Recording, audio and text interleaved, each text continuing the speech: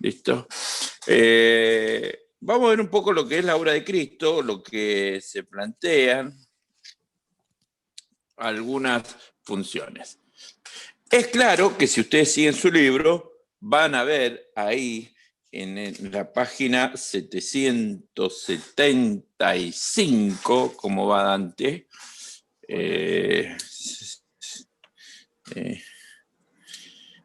van a ver un poco las implicancias que tiene que ver esto, ¿no? Obviamente, las funciones de Cristo, el papel revelador de Cristo, el gobierno de Cristo, la obra reconciliadora de Cristo, la etapa de la obra de Cristo, la humillación, la encarnación, muerte, descenso, exaltación, resurrección, ascensión y posición a la diestra del Padre, segunda venida. ¿No? Leído así y rápidamente parece complejo y que vamos a discutir cosas imposibles de entender.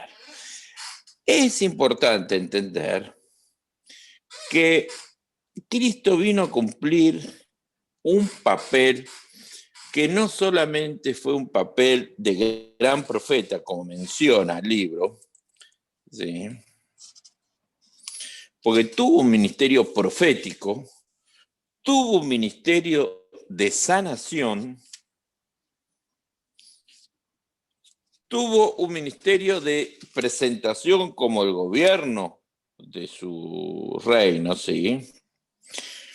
Pero la obra o el foco principal es el hecho de la reconciliación.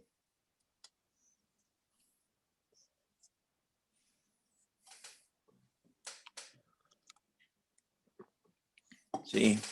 Viene a salvarnos para reconciliarnos con el Padre. Cuando nosotros hablamos de la obra de Cristo, se puede diferenciar en ese proceso histórico, ¿no? Que en el proceso histórico hizo, sanó, liberó, restauró. ¿Sí? Digamos, esos son señales de la evangelización o de lo que se predica. Pero la función principal es la reconciliación del hombre con Dios. ¿Sí? Esa reconciliación se da en el proceso que plantea Cristo, ¿no? En la cruz.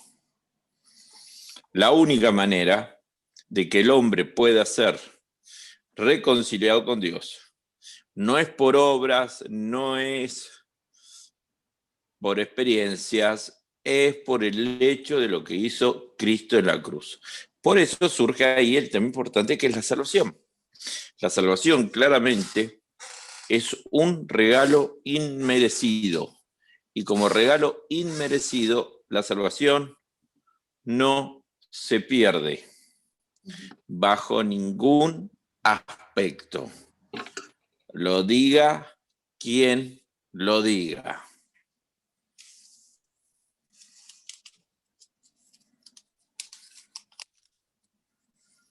¿Sí? Ustedes y yo podemos pensar y creer, bueno, pues esta salvación depende de que yo haga esto. No, lo que depende de la salvación es la aceptación de Cristo Jesús como Señor y Salvador. Depende de eso. No pueden decirlo. Obviamente que parte de la obra de Cristo, dice ahí el autor, es el hecho de la encarnación. Hay varios pasajes. Gálatas 4:4, Dios envió a su Hijo nacido de mujer y nacido bajo la ley. ¿Sí?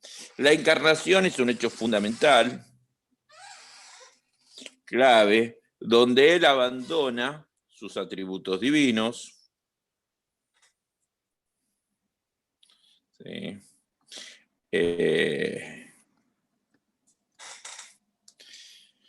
Aunque inspirado por el Espíritu, Él tenía algunas funciones, ¿sí? Pero por ejemplo, no podía estar en dos lados a la vez. Estaba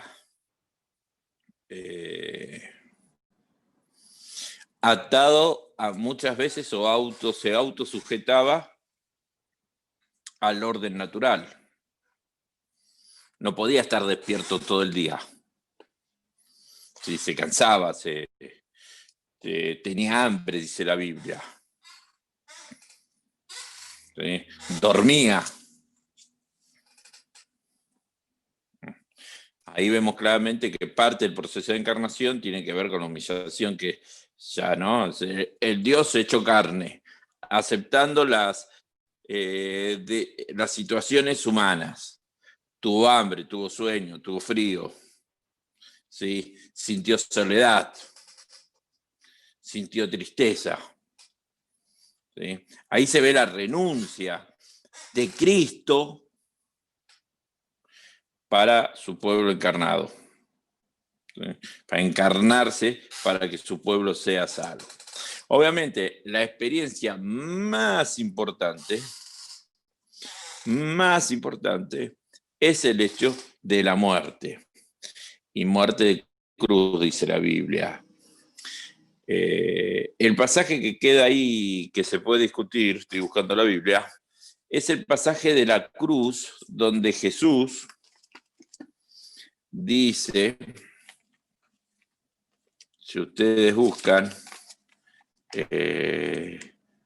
vamos a leer Mateo.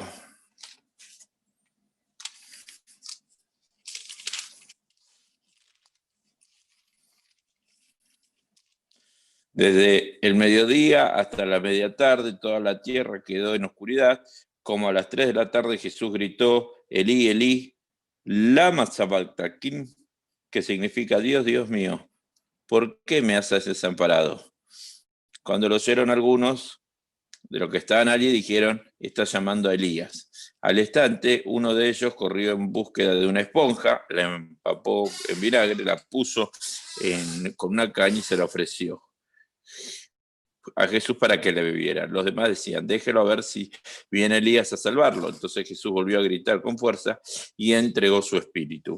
En ese momento la cortina del santuario se rasgó en dos, de arriba abajo, la tierra tembló, se partieron las rocas, se abrieron los sepulcros, muchos santos que habían muerto resucitaron, salieron de los sepulcros y después de la resurrección de Jesús entraron en la ciudad santa y se aparecieron a muchos. Cuando el centurión y los que estaban con él estaban custodiando a Jesús, vieron el terremoto y todo lo que había sucedido, quedaron aterrados y exclamaron, verdaderamente este es el Hijo de Dios. Estaban allí mirando y muchas mujeres que habían seguido a Jesús desde Galilea para servirle. Entre ellas se encontraba, Magdalena, María, la madre de Jacob, de José y la madre de Ese. O sea, ahí describe la muerte. Un hecho muy interesante porque vemos que tiene que morir. La pregunta que surge siempre acá, si era Dios, ¿muere Dios? Obviamente tiene que morir, no nos explicamos qué pasa en ese proceso histórico, pero sabemos que Cristo murió. Cuando dice entregó su espíritu, lo que está hablando dijo, ya está. Dejó de luchar. Si ustedes ven en Marcos 16, ¿sí? En Marcos 16, no, la resurrección es eso. En Marcos 15,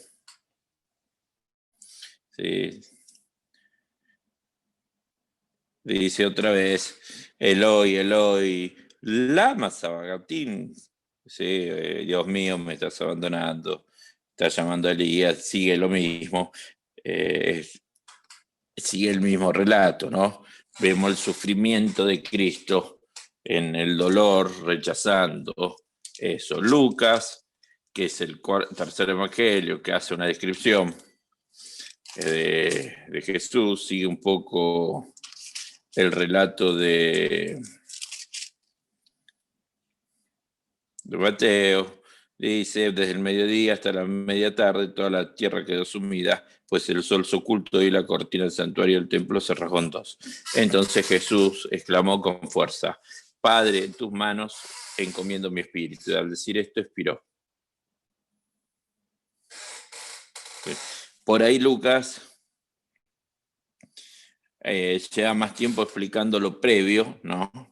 Y esto hace algo más simple, ¿no? Pero se ve el sufrimiento. Porque es importante entender que Jesús murió, tuvo que morir. ¿Sí? No vive una experiencia traspolar de que sale el espíritu, por la necesidad de que tiene que vencer a la muerte para que nosotros tengamos vida eterna. ¿Sí? Nosotros tenemos vida eterna por eso. ¿Sí? Sufre como... ¿Cómo? Entonces cuando Jesús exclama, ¿no? Lo de ¿por qué me has desamparado? ¿Lo hace en cuanto a una condición de hombre? Sí. Por el sufrimiento. Sufrimiento, está sufriendo. Sí, sigue. No podemos separar la parte humana y divina en Jesús. No es que. Claro, porque él sabía igualmente el propósito de todo, ¿no? Sin embargo, sí. La parte humana estaba y por eso exclama eso. La parte humana estaba, y hay un detalle también, ahí hay un libro muy interesante que no me acuerdo quién lo escribió, un autor argentino no creyente, El estrés de Jesús. Qué buen título. Hoy sí, es un médico argentino. Claro. Uno de estos que salen en televisión. Sí, uno de estos médicos que salen en televisión. No estoy diciendo que sea cristiano y que tiene todo. No, y toma el pasaje, hace el análisis de la oración de Jesús, ¿se acuerdan cuando está en Getsemaní y caen lágrimas de sangre? ¿No? Que está orando y que sus lágrimas, o su sudor o lo que quieran, eran de sangre. Lo que está describiendo López Rossetti, sí, creo que... No te digo qué es, tendría que buscarlo, lo tengo en el seminario.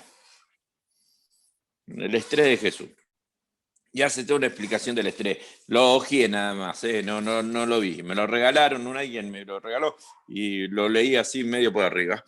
¿No? Y hace todo un análisis sobre el estrés que sufrió Jesús en el último momento. Esa angustia, Jesús mismo dice en ese pasaje, que demuestra su humanidad. Pásame de mí esta copa, pero que se haga tu voluntad, como diciendo, yo no lo quiero hacer.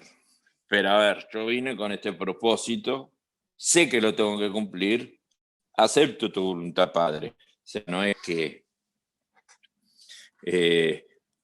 era un superhombre que no importaba lo que iba a pasar en la cruz. Jesús tenía que morir. Y tenía que sufrir. No por masoquistas, sino por el hecho de decir, tiene que tener esa experiencia, tiene que haber sufrido como aquel inocente que sufre, tiene que haber sufrido como hombre. ¿Sí? El dolor, los clavos que traspasaron su piel, tiene que haber sido dolorosísimo. En los pasajes bíblicos encontramos ese hecho teológico, ¿no? La pregunta es que se hacen siempre todos es, ¿qué pasó con Dios, ¿no? ¿Murió Dios? ¿Hubo 30 segundos en el que murió Dios? Eso no lo dice la Biblia, no se puede discutir lo que dice la Biblia, discutamos lo que dice la Biblia. Sí, muchos autores dicen, sí, murió Dios por 30 segundos. Otros autores dicen, no murió Dios por 30 segundos. La Biblia no dice solamente, che, mirá, acá hay esta experiencia y esta experiencia es el sacrificio de Cristo. ¿Sí? Y ese sacrificio de Cristo se da y se tiene que dar en el contexto, ¿sí?, de la cruz, porque es donde carga nuestros pecados y donde sufre. Ahí surge otro tema que me gustaría analizar, que es el descenso a los Hades, al Hades. ¿Sí? Algunos dicen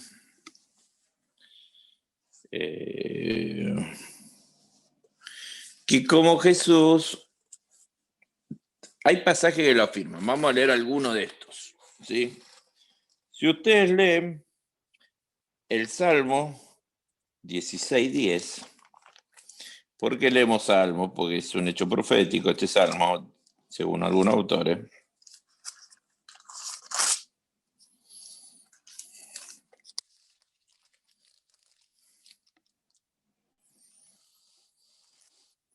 Dice, no dejarás que mi vida termine en el sepulcro, no permitirás que sufra corrupción tu fiel siervo, ¿no? Uno dice, bueno, está hablando de Cristo.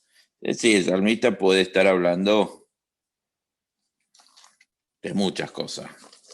Evidentemente no iba a dejar que Cristo sufra esas consecuencias. Después tenemos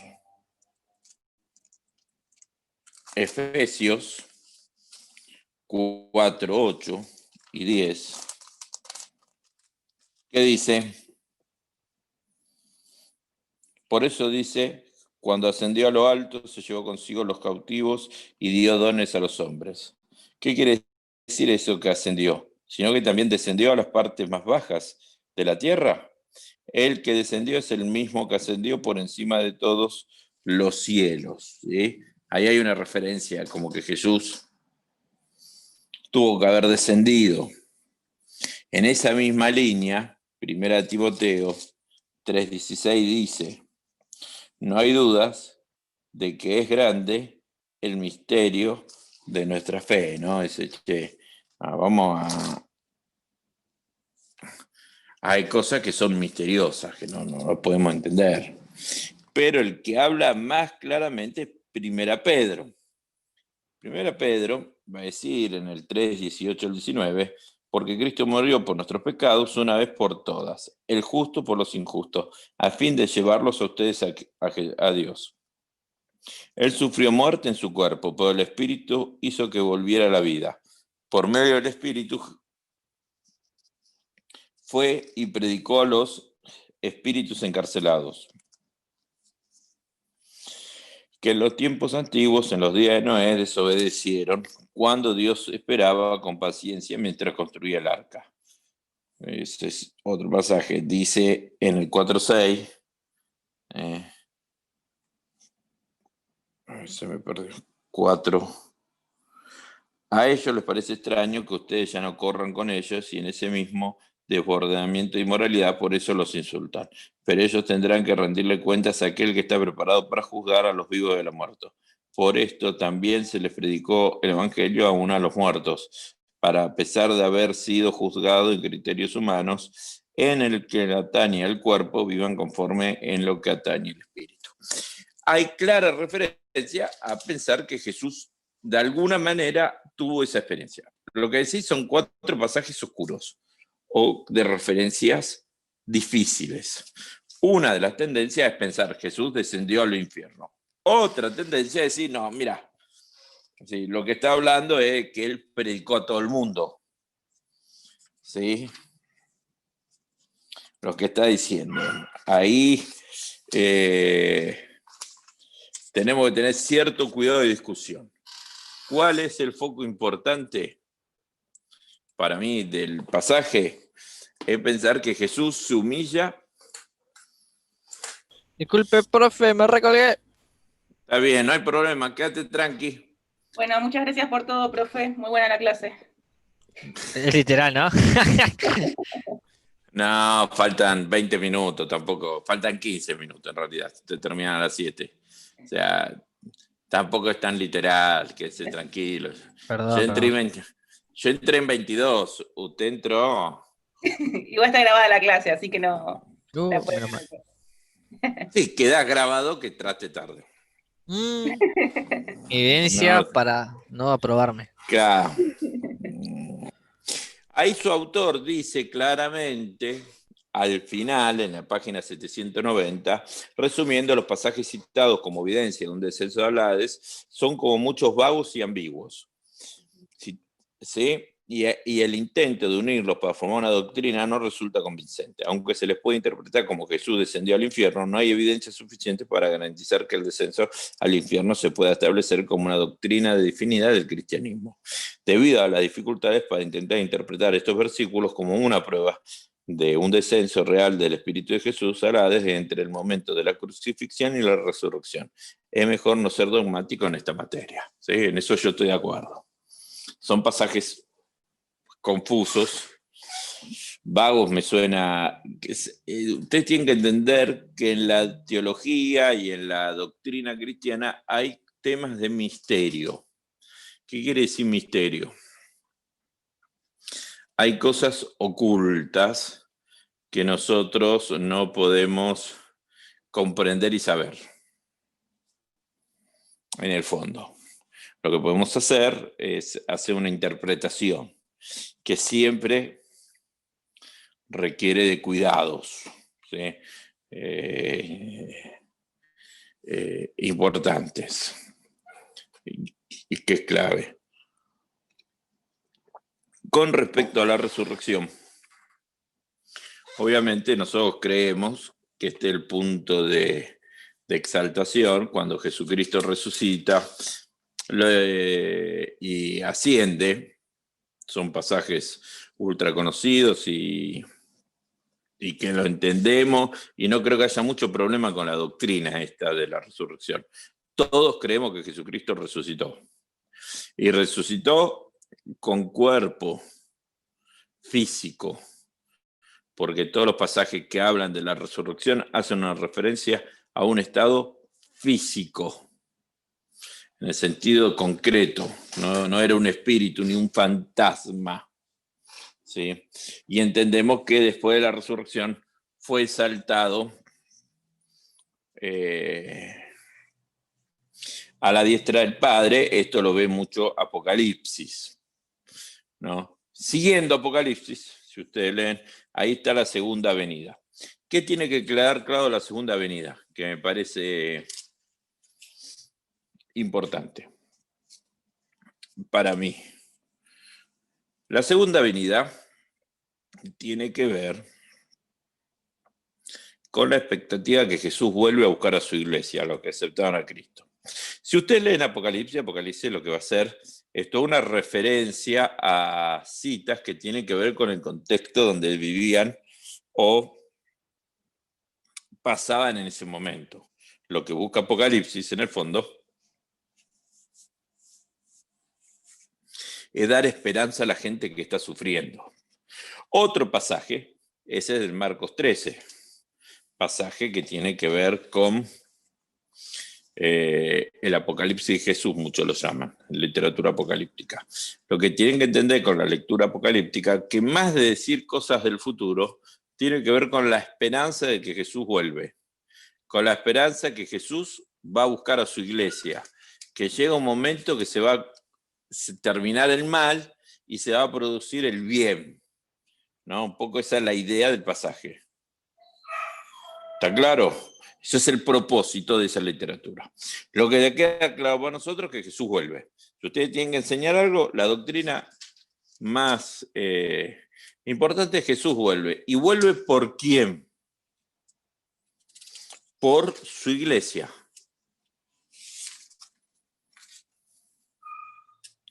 No podemos pensar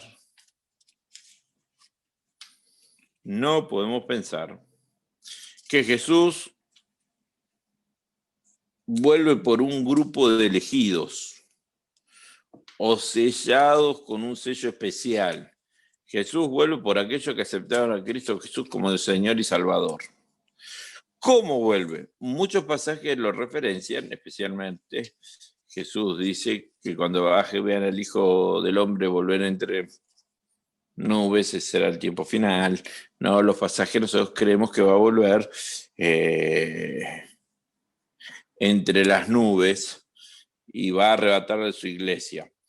Sí, y creemos que ahí va a haber un arrebatamiento. Ustedes ven las películas de arrebatamiento generalmente son terribles películas de arrebatamiento, que vos ves al tipo que está hablando y de repente desaparece, ¿no? Sí, lo arrebató el Señor. Sí, la idea que marca la Biblia o que está la doctrina es el hecho de pensar de que Jesús viene y que en el momento que Él venga seremos arrebatados, llevados al cielo. Sí, si alguien tendría que preguntar sobre el arrebatamiento, yo hablaría sobre esta idea, sobre este contenido, ¿no? Como que Jesús viene hasta cierto punto con la nube y nosotros somos elevados, llevados al cielo. ¿Sí? Lo que tiene que quedar claro, Jesús viene. Y cuando venga el Señor se va a manifestar en poder y gloria. Y cuando venga el Señor, ese poder y gloria se va a manifestar en nosotros. Lo que tiene que quedar claro, absolutamente claro, ¿sí? Que no sabemos la fecha en que viene Jesús. Viene como ladrón en la noche. No discutan más. ¿Qué fecha viene Jesús? ¿En qué momento viene Jesús? ¿Para cuándo viene Jesús? Siempre está más cerca que antes. Sí, es inevitable. Hace 2000 años que lo estamos esperando. ¿Sí? 2000 años de esto. Muy bien. La parte 9, vamos a saltar, vamos a dejar la expiación. Yo creo que todos sabemos que la salvación no se pierde, que la salvación es gratuita, que vino el proceso y es para todos. Hay una teoría que es la predestinación, de pensar que hay algunos que son predestinados. Teológicamente eso casi, salvo los calvinistas que piensan eso, nosotros no lo discutimos. Y vamos a tomarnos por ahí, ¿cuánto vamos? Media hora. Bueno, la clase que viene, el jueves, vamos a ver el tema del Espíritu Santo, ¿sí? Que eso estaría, si ustedes se fijan, en la parte 9, página 857. ¿Sí? Porque después les quedan sus partes a los, ¿sí? a los demás. La semana, el jueves que viene, vamos a ver el Espíritu Santo. ¿Qué podemos aprender del Espíritu Santo? Y esto. Primero, obviamente, nosotros creemos en la Trinidad y creemos que el Espíritu Santo es una persona, Dios mismo. No es una fuerza vital, no es nada, es una persona. Segundo, los términos nos hablan de que el Espíritu Santo muchas veces se lo interpreta como viento, ¿sí? Por el término ruaj o neuma. Pero el Espíritu Santo es una persona de la Trinidad que está en nosotros, que interviene en nosotros, que nos enseña, eso dice Jesús, que iba a enviar al Espíritu Santo, que nos iba a enseñar todas las cosas sobre él. El Espíritu Santo nunca contradice lo que Dios dice. Nunca. Porque es Dios mismo. Muy bien, pequeño Santalmonte. ¿Alguien escribió en el chat? Sí. Noelia. Yo estaré subiendo en breves momentos la clase al Classroom. Así Adriel se queda tranquilo. ¿Sí? Espero que vayan avanzando con sus trabajos. Sí, nosotros también lo esperamos. Quedan Sí, pocos yo avancé días. bastante. No es el. Ah, el 2, ¿no? O el 9. Lo suyo. No, No, teología hay que enviarlo. hay que Entre el 10 enviarlo. y el Claro. 12. Se ¿Entre puede cuánto, enviar, cuánto? obvio. ¿Entre cuánto y cuánto? Entre el 2 y el. Entre No, el no, 2 y el el 13. jueves 12 es la última oportunidad. Ah, ok. tengo anotado yo, el 10 o el 12. Y después de ahí, listo, al horno. Si se envía antes, también está bien. Exactamente. Si lo envían antes, está bien. Y lo subimos al Classroom. Listo, profe. ¿Sí? Muy bien, señores, señorita, señorites, señor X, no sé cómo se pronuncia en lenguaje exclusivo. Nos vemos el jueves si Dios quiere. Listo, hasta luego. Profe, O nos sea, vemos. chao, chao. Ah, estaba tocando cualquier cosa.